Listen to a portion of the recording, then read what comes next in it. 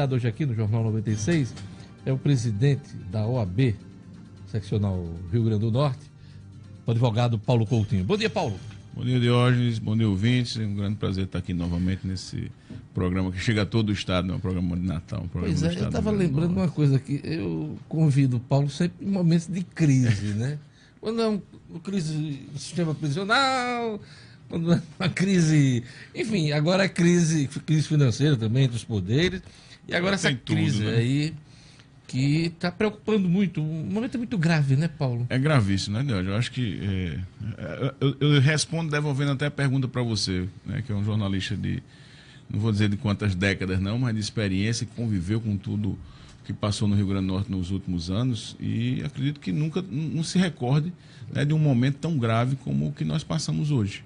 Pois é. Será que a gente chegou no fundo do poço ou tem um alçapão para descer mais ainda?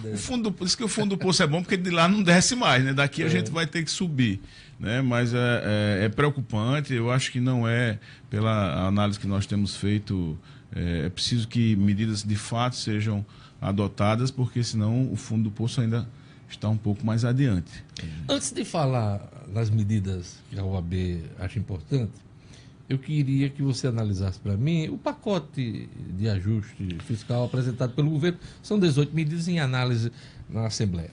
Hoje tem várias das medidas que nós já até falávamos no manifesto. Eu acho até que precedente ao comentário, eu vou até falar um pouco no manifesto. O manifesto ele não aponta soluções milagreiras. Na verdade, o que nós reunidos na ordem, todos os ex-presidentes, nós tivemos 13 ex-presidentes assinando, né, juntamente comigo, esse manifesto, no intuito de contribuir, chamando a sociedade. O problema é que é preciso compreender, principalmente os poderes autônomos, que nós temos uma arrecadação única. Nós estamos todos no mesmo barco, né? A conta é única. A conta é única, né? Então, é preciso que essa contribuição, e esse é o sentido do manifesto, ela venha também dos poderes autônomos, e a proposta, obviamente, com responsabilidade, no sentido de que aqueles poderes também têm as suas obrigações, também têm os seus projetos, mas o que nós temos visto é superávites, né? Sobras de arrecadação nesses poderes que poderiam ser utilizadas neste momento de crise para contribuir. Então, de uma vez por todas, acabar com essa história de sobra, né? Eu acho que quem tem que ter sobra é banco, né, Diógenes? Quem trabalha para no final do exercício ter sobra é banco. Eu acho que o poder público tem que trabalhar para efetivamente aplicar em favor da sociedade aquilo que está previsto no orçamento, né? Se chega ao final do exercício, sobrou, é sinal de que não foi eficiente a gestão dos recursos. Porque nem tudo que é autorizado, aprovado, né, na votação de um orçamento, e para todo gasto público é preciso uma autorização. Nem tudo que é autorizado ele é executado. Às vezes não é nem por falta de competência daquele gestor, mas às vezes por uma questão burocrática, por uma questão de falta de convênio, parceria. Aquele valor que estava destinado, por exemplo, a uma determinada obra, não se realiza. Aquele recurso precisa voltar para o caixa. Isso, um projeto que não se justifica mais, né? A vida vai mudando, né? E a gestão ela tem que se adaptar a isso também, ou seja, os interesses podem passar a ser outros que não justificam a utilização de uma verba qualquer, e eu acho que isso tem que voltar para a sociedade, né? Eu acho que a gente precisa afastar essa discussão pequena que eu acho, de que o dinheiro é do poder tal, o dinheiro é do poder Y, poder X, e vamos discutir. A gente tem que pensar na sociedade. E hoje a sociedade do Rio Grande do Norte sofre com isso, né? Então, não adianta apresentar propostas simplistas, eu tenho usado muito essa expressão, né, que venham a cobrir um lado e descobrir o outro. Então, não é isso o que tem que ser trabalhado. Então, não adianta você dizer, não, vamos tirar receber de volta o dinheiro do Poder Judiciário para fechar, cobrir aqui. Isso não pode ser dessa forma, porque existem também projetos que atendem a população em todos os poderes. O senhor acredita que há uma certa confusão, por exemplo, em relação aos poderes, na questão da autonomia financeira administrativa, essa autonomia financeira de que, esse dinheiro é meu, e não volta? Eu acho que a questão dos repasses dos duodécimos, ela precisa ser enfrentada com mais seriedade, assim como a questão da lei orçamentária, né? Nós temos, infelizmente, uma lei orçamentária que é fictícia, Diógenes. E não é nós do Rio Grande do Norte, é o Brasil todo, né? O país todo trabalha. No plano nacional, né? Do plano... Exato. Então, assim, é preciso que tratar o dinheiro público, porque esse dinheiro é público, né? E de forma mais realista, né? De forma mais realista, atendendo aos anseios e às necessidades do cidadão de forma mais eficiente. Deixar de ser uma peça ficcional, uma peça, fantasia. Exatamente. Então, assim, é preciso que a análise dos valores que cabem a cada poder, ela seja feita de uma forma mais, talvez, profissional e transparente, né? De forma que a gente compreenda por que está sobrando ali. Né? E por que está faltando? E por que está faltando em outros locais. Então, eu acho que o momento, e aí a nossa preocupação como instituição, como você bem disse, eu sempre estou aqui em momentos de crise, né? E às vezes se questiona, até por falta de conhecimento, o papel da ordem. A Ordem dos Advogados do Brasil, historicamente, né, é uma instituição que acompanha, até por sua constituição, por sua formação ter sido nesse sentido, acompanha como voz da sociedade civil, né, como olhar da sociedade civil, a gestão pública. Esse é um dos compromissos e uma das missões da Ordem dos Advogados. Mas a nossa missão, obviamente, não é de tomar o lugar dos gestores, né? Então, nosso papel, de fato, tem sido exercido no sentido de estar presente, de sugerir, né, de apresentar com a credibilidade e com a responsabilidade que a ordem sempre se pautou. Então, quando o movimento em torno dessa crise atual, né, chegou ao ponto de comprometer, e aí essa é uma análise que nós fazemos já de algumas reuniões, de alguns dados que foram nos passados pelo próprio Estado, né, de comprometer de apontar, na verdade, a possibilidade clara de que em poucos meses nós teríamos aí suspensão de duodécimos. O nosso Instituto de Previdência é um instituto hoje que, se não forem adotadas medidas, nós temos aí em breve um colapso, o IPERN, né? No nosso tempo a gente chamava de IPE, né? Agora o povo chama de IPERN, né? É verdade. Mas assim, é um colapso que está sendo visualizado em pouco tempo. Falar em IPE e IPERN, né? Nós temos aí a possibilidade de votação hoje na Assembleia Legislativa do que resta do FUNFI. Nem achava que tinha esse dinheiro todo lá, 400 milhões de reais. O Ministério Público, por meio do promotor Afonso Ligório, pediu uma liminar para suspender aí a possibilidade de votação. Como é que a OAB está acompanhando isso, já que o senhor fez referência agora à questão da Previdência do Estado? Previdência, né? A utilização do fundo para solucionar um problema pontual que volta a acontecer no mês seguinte, ela para nós é algo inadmissível. Mas isso tem ocorrido, né? desde... tem ocorrido e nós temos nos manifestado... Desde o final do governo chamando a atenção. Exatamente. E hoje a gente vê que não é solução, né? Se fosse solução, não estaríamos mais falando em sacar dinheiro do fundo.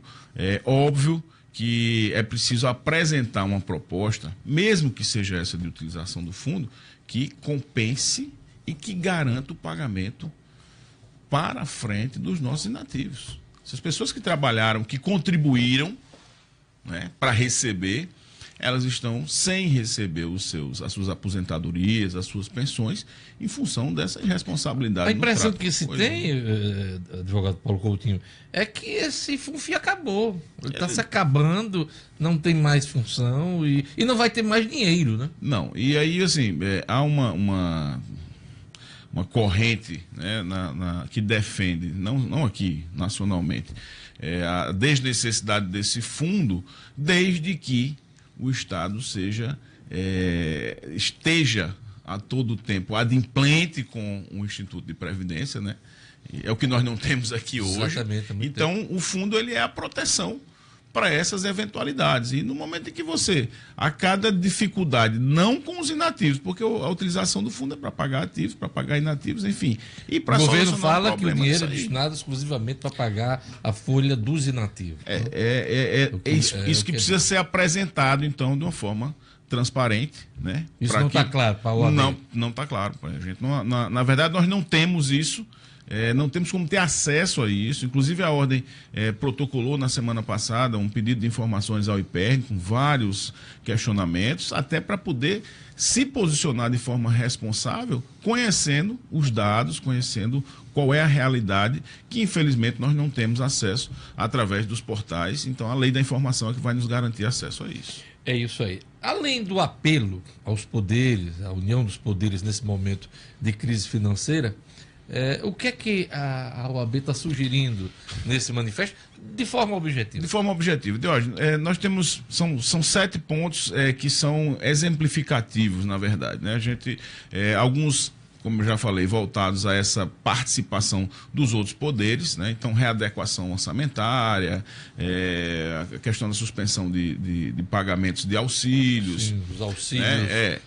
Moradia, os auxílios. Esse foi um tema, inclusive, que gerou uma grande polêmica, né? Porque já se no meio jurídico, né?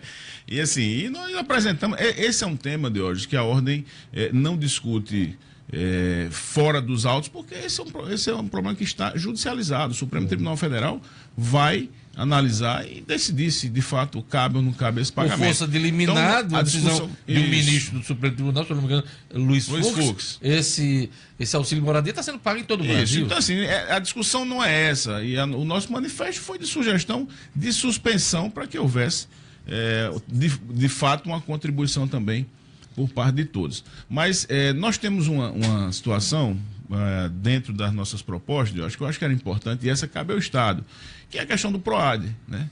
Nós, um dos pontos do nosso manifesto é exatamente pedir para que o Estado apresente os números do PROAD em relação ao retorno, ou seja, aquilo que as empresas deixam de recolher, os benefícios daqueles que são beneficiados, né, daqueles que são inseridos dentro de projetos vinculados ao PROAD, e aquilo que eles têm que devolver ao Estado. Né? Porque a gente tem visto, infelizmente, situações de empresas que recebem todos os benefícios e ao final, na hora que se encerra isso, fecha as portas e vai embora do Estado.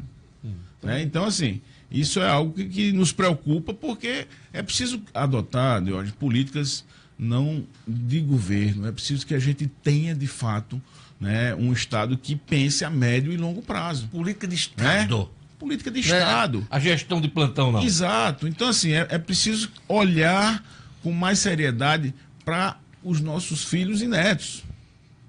Verdade. Não é para nós que vamos agora de imediato, né? Mas essas políticas precisam ser trabalhadas para que o Rio Grande do Norte tenha uma tranquilidade nas próximas décadas. Olha, o vice-governador Fábio Dantas me mandou aqui uma mensagem, mandou para a nossa produção, a respeito do Fundo da Previdência. A gente conversou aqui sobre a Previdência, tá? Sobre, inclusive, a cobrança da OAB de maior transparência nos números, na destinação. Ele diz aqui que o recurso da Previdência, do FUNFIS, nunca foi direito de todos os aposentados, mas apenas dos servidores que entraram no Estado a partir de 2005. Na prática, temos 103 mil servidores, sendo que 90 mil nunca teriam direito a usar os recursos do IPERN. O que o governo fez foi apenas unir os fundos, quando houve a fusão, né, dos dois fundos, o fundo antigo com esse FUNFIR, e usar para pagar aposentados e pensionistas.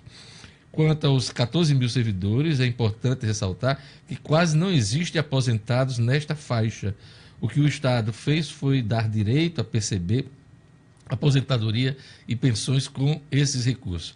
Ademais, o Estado tem um déficit mensal de 132 milhões de reais por mês e, portanto, de que adianta ter esse recurso guardado se o mesmo somente custeia apenas 6 meses, quando rateado para todos, a metade aí dos servidores. Portanto, não será o uso para pagar aposentados e pensionistas que causou desequilíbrio na folha. Lembrando que a união dos fundos foi feita no final do governo Rosalba e foi a única forma de pagar novembro, dezembro e o 10º daquele ano. demonstrando que esse instrumento legal não haveria, aliás, sem esse instrumento legal, não haveria dinheiro para pagar os servidores já em 2014. As palavras aqui do vice-governador Fábio Dantas. Que eu acho que assim, foram até em relação ao comentário anterior. Exatamente, seu, que a gente foi do que eu falei. Mas a fala do vice-governador, que manda um grande abraço, esclarece e acho que complementa aquilo que eu coloquei, que é o seguinte: o fundo não pode ser solução, essa é a nossa crítica. A forma de utilização dele, óbvio, a gestão é do Estado. Para ele foi, né? Porque resolveu o problema. A gestão é do Estado, mas assim, ele não pode ser a solução pontual e imediata, porque uma hora o fundo acaba. E aí, quando não tem mais o fundo, qual vai ser a solução? Ninguém passa a mão no fundo mais, né? Então, assim, a crítica, na verdade, é em função da ausência, né, de soluções que enxerguem a médio e longo prazo a retomada do crescimento do Estado e a garantia de pagamento de todos. Aí voltamos à primeira pergunta que eu fiz a você. As 18 medidas. O que é importante passar na visão uma das propostas lá do nosso manifesto, das preocupações, é com a realização de empréstimos, né? Então, essa é uma possibilidade que nós sugerimos que seja afastada, né? Por quê? Porque, na verdade, Diógenes, o comprometimento através de empréstimos para o custeio, ou seja, o Estado tem uma lei orçamentária prevendo, né, a arrecadação para pagar suas contas, né? Então, na hora que você tem que fazer empréstimos para pagar o salário, tendo uma arrecadação, e aí vem novamente o pedido de transparência, né? Porque nós temos a todo instante o anúncio de superávites, de arrecadações que mês a mês são superiores às previstas no orçamento. Em algum momento então, também fala-se muito em frustração de receita. Pois é, mas aí a gente não consegue entender, e aí não é eu digo de forma muito tranquila, não é um questionamento da ordem somente. Eu recebo diversas mensagens, ligações, exatamente nesse sentido. Como é que o Estado arrecada dessa forma e não tem dinheiro para pagar? Então, isso é algo que precisa ser esclarecido, né? E eu acho que esse esclarecimento é importante para a sociedade. O que o vice-governador faz agora, nesse momento, é exatamente o que nós estamos pedindo, né? É esclarecer para que a gente possa compreender o que está acontecendo. A sociedade não entende como é que sai uma manchete hoje dizendo que o Rio Grande do Norte tem arrecadado acima do previsto e, do mesmo lado, na mesma página, uma outra manchete dizendo que o Rio Grande do Norte não tem condições de pagar seus funcionários, seus servidores. Então, empréstimos não. E as demais medidas? A questão da Previdência é uma questão realmente muito complexa, porque nós não sabemos de hoje, e eu vou ser repetitivo, mas é verdade, nós não sabemos qual é o impacto desse aumento na solução da crise. Ou seja, aumentar de 11 para o aumento da lei de 11 para 14%, o que significa isso? Alguém já colocou o que significa isso? Né? Porque se for aumentar por aumentar... Aliás, a deputada Márcia Maia cobrava exatamente isso, quer dizer, né? O impacto financeiro de cada medida. Falou-se alguma coisa sobre servidores, tal, economia que se poderia ter, mas as demais medidas não. Não tem, por exemplo, corte de comissionados. 20%, né? O que significa isso? O que significa cortar 20%? Nós não sabemos quantos comissionados tem no Estado, né? Então, é preciso que o pacote venha com um manual, né, que esclareça qual é o objetivo dessas medidas. Ou seja, sem dúvida nenhuma, são medidas de ajuste, que, no nosso entender, precisavam ter sido adotadas. Mas já houve um pacote lá atrás. Pois é. Há 2 anos atrás. Que não teve... Não solucionou, não surtiu efeitos, né? Então, eu acho que há uma grande dificuldade no momento de crise, né, em trabalhar um pacote a toque de caixa, mas há necessidade do governo fazer. Nós cobramos isso e agora está em discussão. Nós esperamos que a Assembleia possa, de fato, discutir, né, com responsabilidade, porque nós temos um ano eleitoral, né, e isso tem sido posto a todo momento, ou seja, medidas que eventualmente possam desagradar uma ou outra categoria, como é que vão ser tratadas pelos deputados. Então é preciso que isso seja de forma responsável, pensando em algo maior, que é o Estado do Rio Grande do Norte. É isso aí. Né? Eu queria agradecer a presença do presidente da OAB do Rio Grande do Norte, o advogado Paulo Coutinho. Paulo, obrigado por suas explicações. Vamos acompanhar. Conta com a gente, hein? Grande abraço, Jorge. Tudo de bom. Quem quiser acompanhar de novo essa entrevista, pode acessar o site do portal nominuto.com. Tem a janela lá com o programa na íntegra. Você que perdeu parte do programa ou quer ver tudo de novo, pois é, acesse o portal nominuto.com. Um abraço a todos, até amanhã com o Jornal 96.